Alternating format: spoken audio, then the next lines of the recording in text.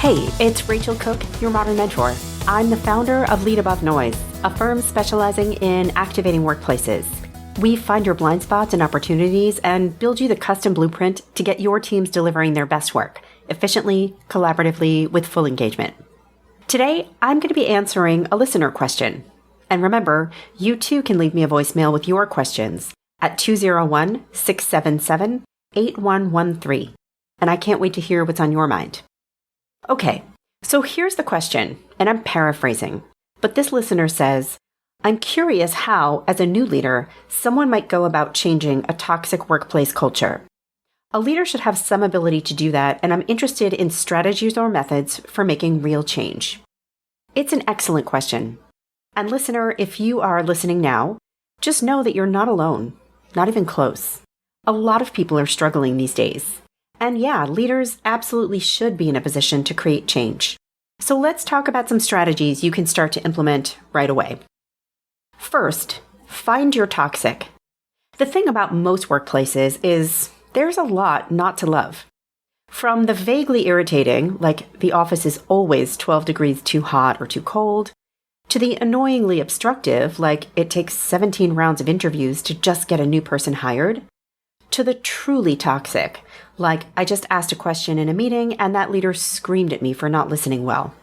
There's often a spectrum of things that aren't our favorites, but sometimes the irritating and even obstructive things have a purpose. Like the office thermostat may be set based on environmental guidelines, and that hiring process, it may be long because some bad hires have come through and the company's trying to fix it. But a toxic workplace, that is defined by the truly inexcusable. And this distinction is important because if the things that we're struggling with are more irritating than toxic, then we might need to focus on building tolerance or finding new strategies. But if you're dealing with disrespect or abuse or burnout or just a complete lack of recognition, then let's keep going. Which brings us to number 2, focus on behaviors over feelings. Sometimes I hear people say things like, our workplace is toxic, there is just no trust. Or, the burnout at work is extraordinary and things have gotten toxic. These are likely true, but they're also kind of intangible. Creating real change requires us to focus on observable actions and behaviors. Listener, you refer to a toxic workplace culture. So let's assume that you're dealing with burnout and overwhelm, and this is what you want to solve. I want you to think about specific actions and behaviors leaders around you are exhibiting to cause this experience. Like maybe senior leadership is doing a terrible job of prioritizing, and they keep adding to the list without ever removing anything. Or maybe senior leaders aren't aligned, so the head of marketing is asking for one thing, the head of sales for another, and the head of finance for another, and your team is being run ragged, trying to keep everyone happy. By focusing on the inputs, the behaviors, rather than the outputs, your experience of burnout, you'll be in a better position to create change because it's specific and tangible. The next step is to focus on advocating, not demanding. As a new leader, you may not feel empowered to drive change on your own, but certainly you can and should advocate for yourself and your team members. As your team is grumbling and complaining, and that's normal, give them the space to do so. After, ask them for ideas on what better would look and feel like, even in small increments. So maybe you're all juggling a dozen priorities right now, and ideally you'd have no more than 3 or 4. That's a big change. But what if you could knock just 1 or 2 off the list, just to start? Or even build just a little more space into the timeline? Or what if you could outsource some of the admin work to a contractor? Strive for progress over perfection, and make sure your team sees even the smallest wins. Your job here is to do just a little bit of research and make the case. Not to complain to senior leadership, but to say, hey, my team is really struggling here, and I'm concerned that we'll lose talent or miss a deadline or fail to delight a customer. But I think if we delayed X priority by a month, we'd still be able to deliver on time. Or it would cost Y dollars to bring a contractor in for 5 hours a week. And if my team got that time back, here's what we'd be able to do with it. This is a big part of being a leader. It's representing your team's needs to senior leaders through a business case that's really hard to deny. So give it a shot.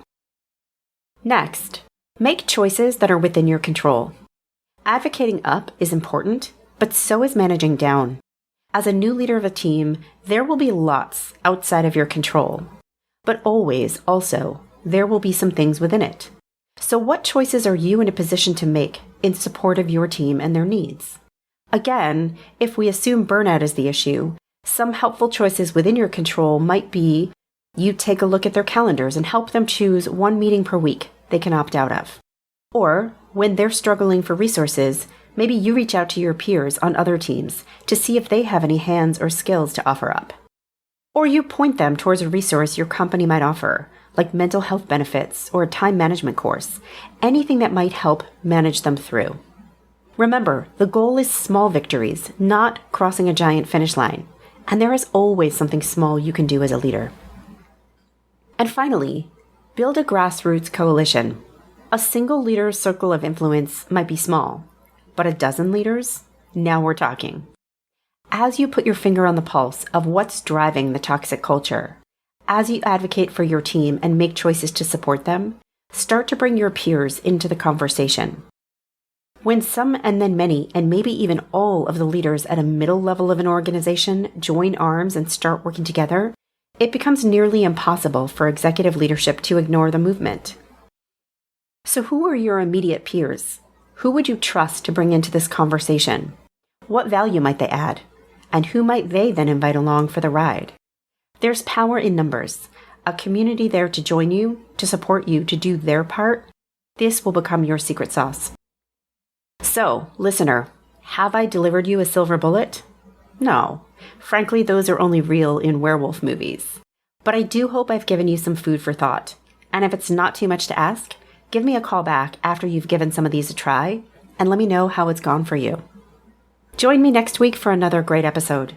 Until then, visit my website at leadabovenoise.com if your workplace could use an activation boost, a talk, a workshop, a pulse check, you choose. You can follow Modern Mentor on Apple Podcasts, Spotify, or wherever you listen to podcasts. Find and follow me on LinkedIn. Thanks so much for listening and have a successful week. Modern Mentor is a quick and dirty tips podcast. It's audio engineered by Dan Farabend. Our director of podcasts is Brandon Getches. Our podcast and advertising operations specialist is Morgan Christensen. Our digital operations specialist is Holly Hutchings. And our marketing and publicity assistant is Davina Tomlin.